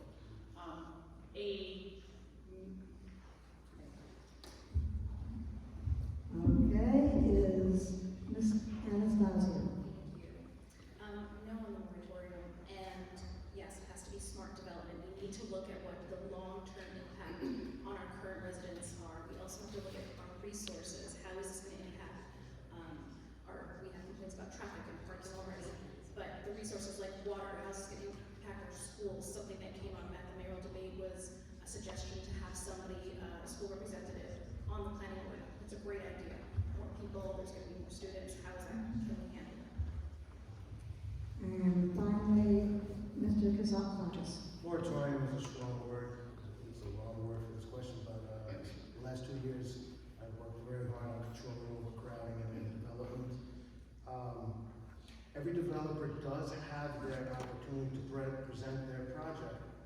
This is why we have a very strong planning board and zoning board in place for them for their projects to be looked over and reviewed. With that being said, thank God we have a planning board. Thank you. So I have a question for the audience. By a show of hands, please. Should we take one more question and get out of here by 9:15? Or should we go to closing statements and get out of here by, it's going to be another lightning round, but it's going to be 1 minute each, and get out of here by 9:05. Everybody for 9:15 end? everybody for our 905 minute? Okay. Thank you very much. Sorry, we kind of go really fast. Yeah.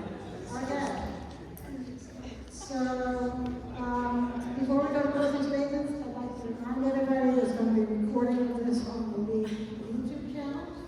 Early voting begins on October 25th, that's Saturday, and continues through Sunday, November 2nd. There's no voting on November 3rd, and election day is November 4th. You can watch the mayor's forum on the same YouTube. So, closing statements, we do it in the same order. So we're starting with Ms. Anastasio and just going to go. Oh, I'm sorry. Yes. Hi, I'm Cathryn Harris-Marchesi.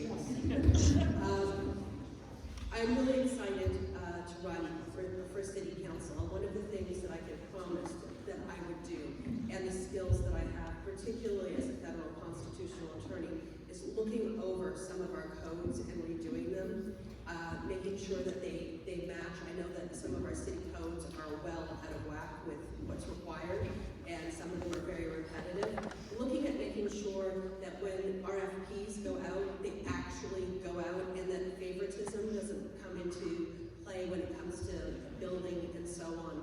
Looking also at, we talked about our infrastructure, but there are also many buildings that are out there that are not being put to good use, and looking at ways where we bring in different revenue streams to help repair some of the buildings that we have and some of the housing, and to make sure that everybody is able to live in neighborhoods where the streets are paved, where there is good, where there's good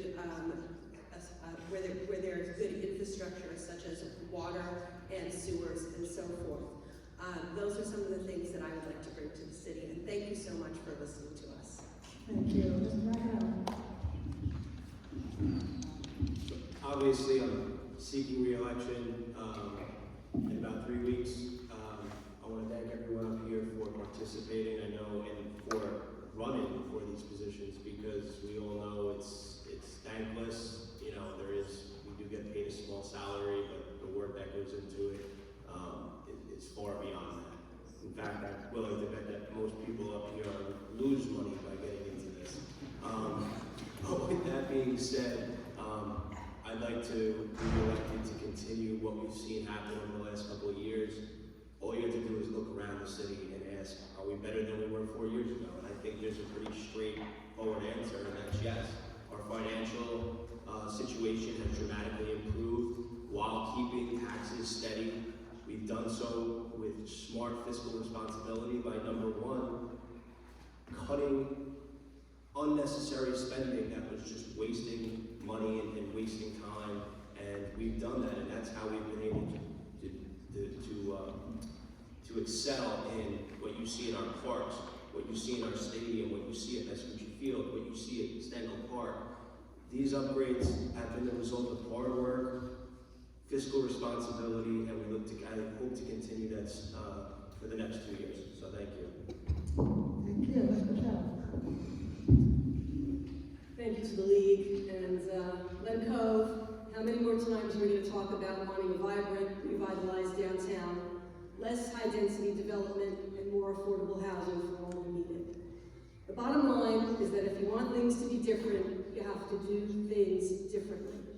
We have a real choice in this election to move our city away from the status quo and toward a new direction, with a new generation of leadership.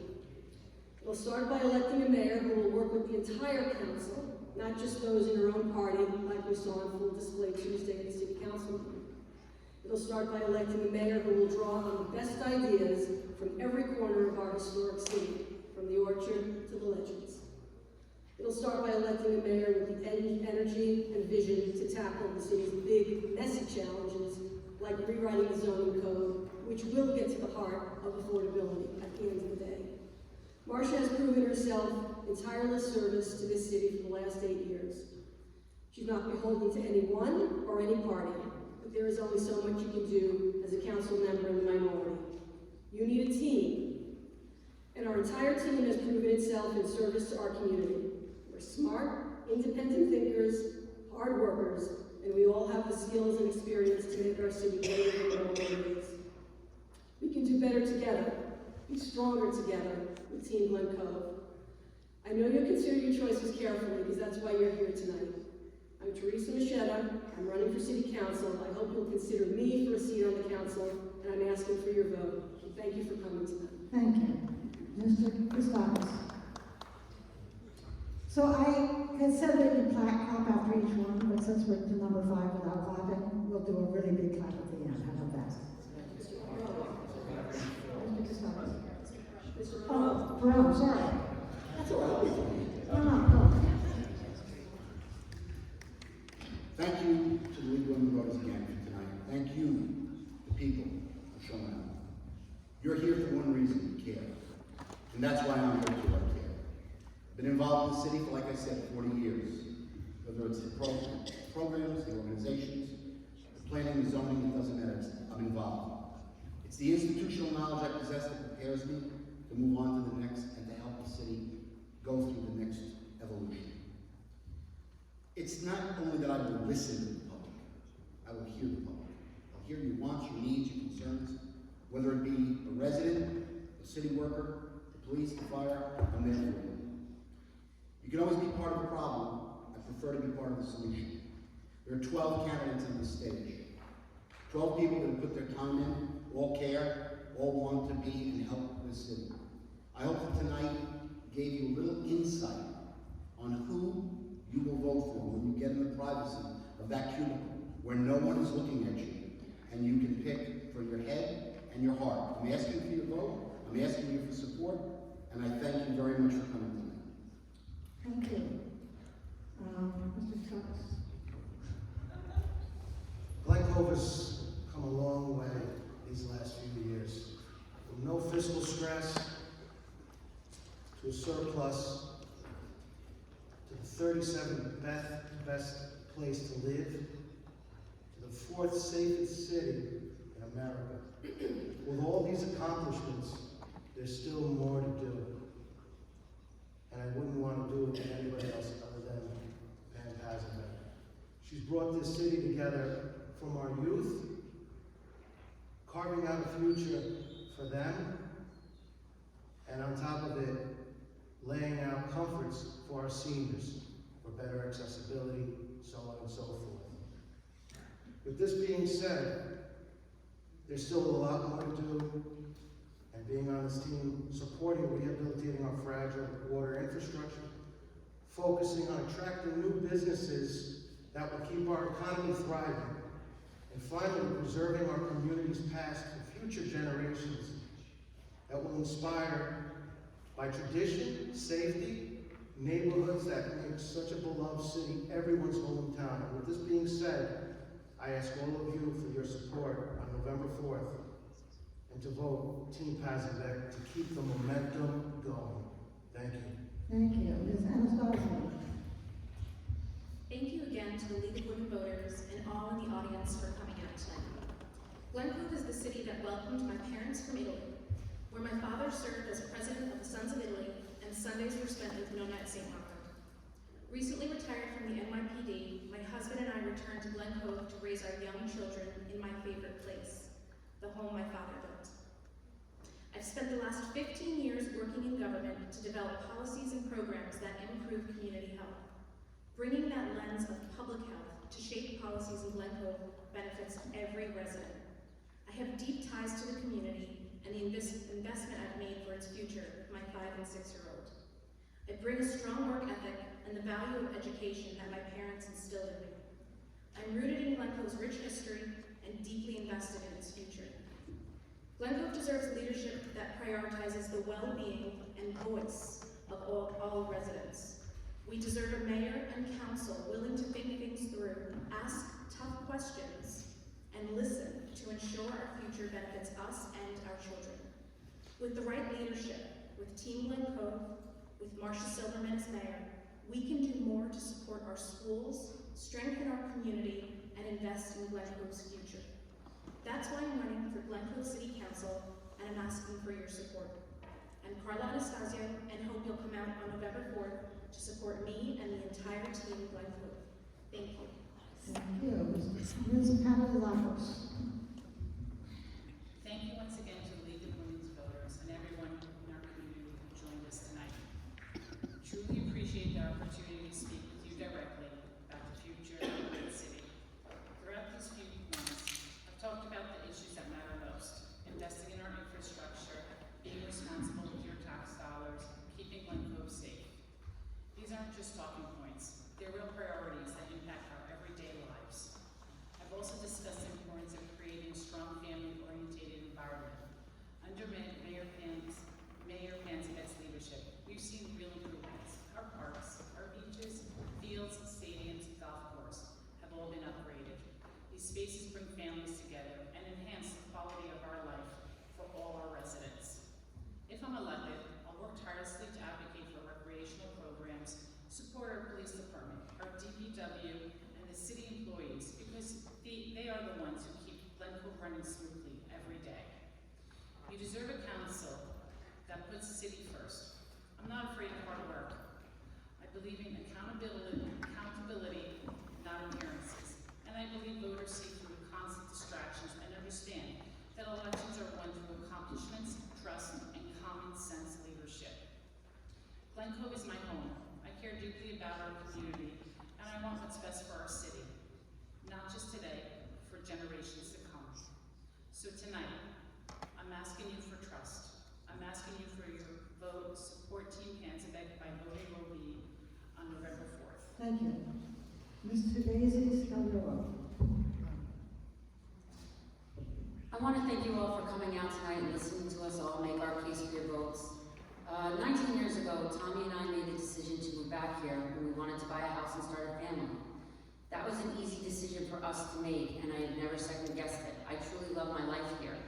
And one of the greatest things, I think, for my parents and my in-laws is that their children decided to stay here in Glen Cove. And I can only hope that my own children and my nieces and nephews will want to do the same thing. But for that to happen, we need to continue to push for change here. We need to be more proactive about helping commercial storefronts get rented. We have to be smart about approving developments that come our way, or not approving the developments that come our way. We have to work on our water infrastructure. It's so important. We have to continue to crack down on illegal housing. We have to help our school district thrive wherever we can. And we have to continue to make a real push for transportation options. As a community, we deserve officials that want the best for the city with no other motivations. I'm not afraid of hard work, and I make a conscious effort every day to listen to the people of Glen Cove. I also work with who's ever necessary to achieve the results. I want to move this city forward, period. That is my only motivation. My name is Danielle Fugazy-Scagliola, and I plan to continue to work hard for Glen Covers and to make Glen Cove a place that we are all proud of to call home. Thank you so much for coming out tonight. Mr. Zozzaro.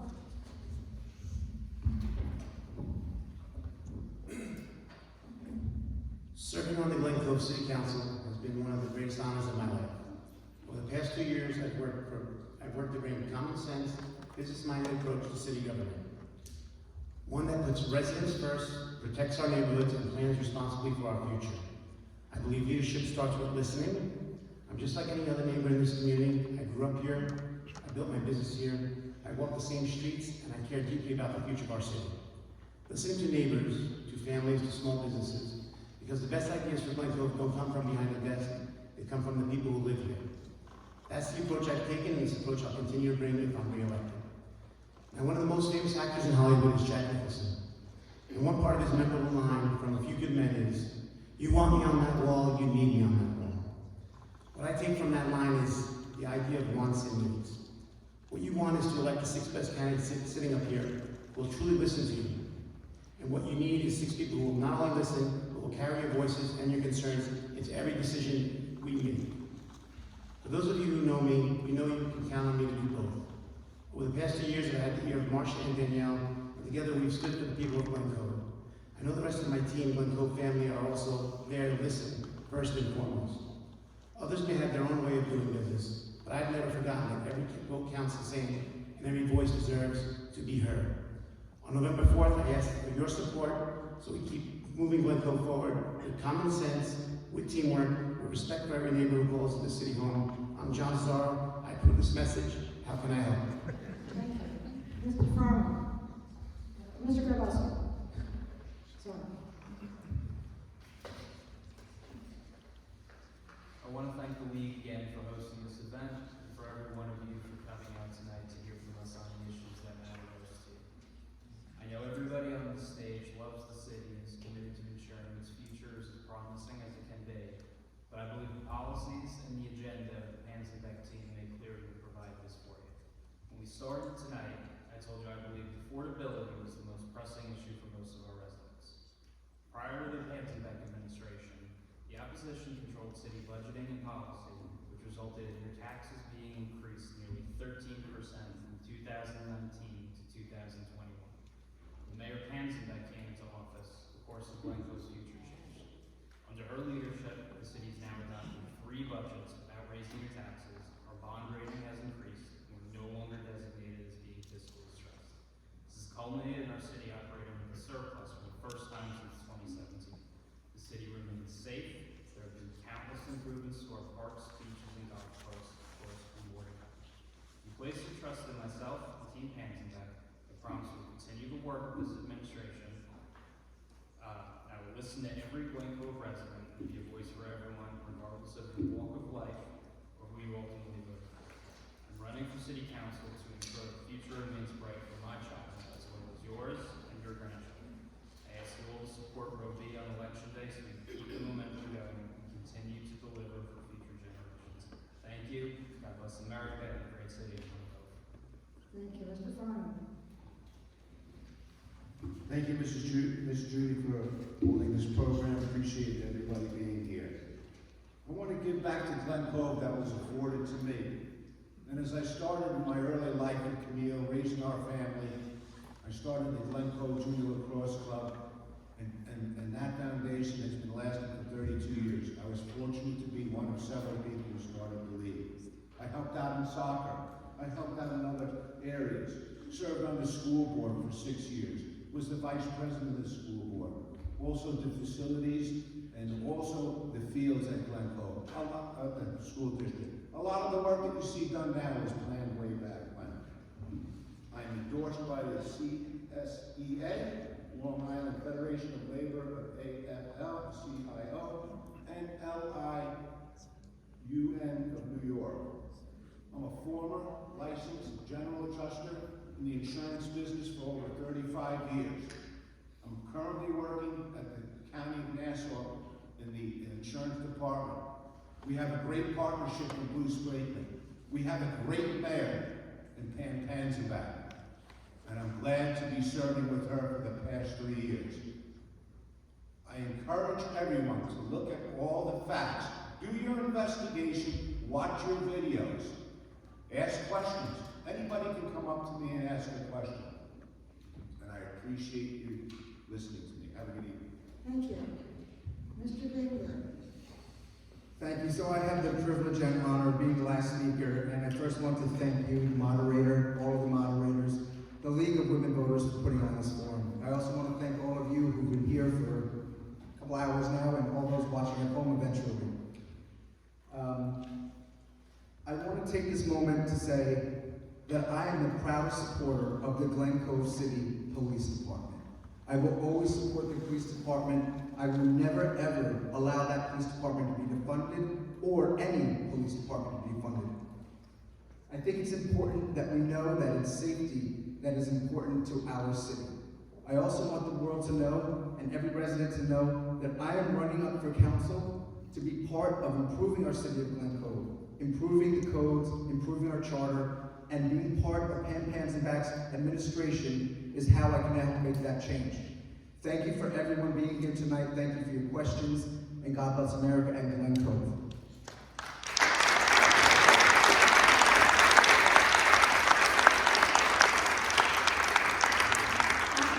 I would like to opine that having 12 candidates show up on one stage and be incredibly civil and then answer questions in 12 very different ways says something about the people on the stage, but it also says something about Glen Cove voters. So I think we should give them another hand, but we should also give you a hand for triggering this. Thank you.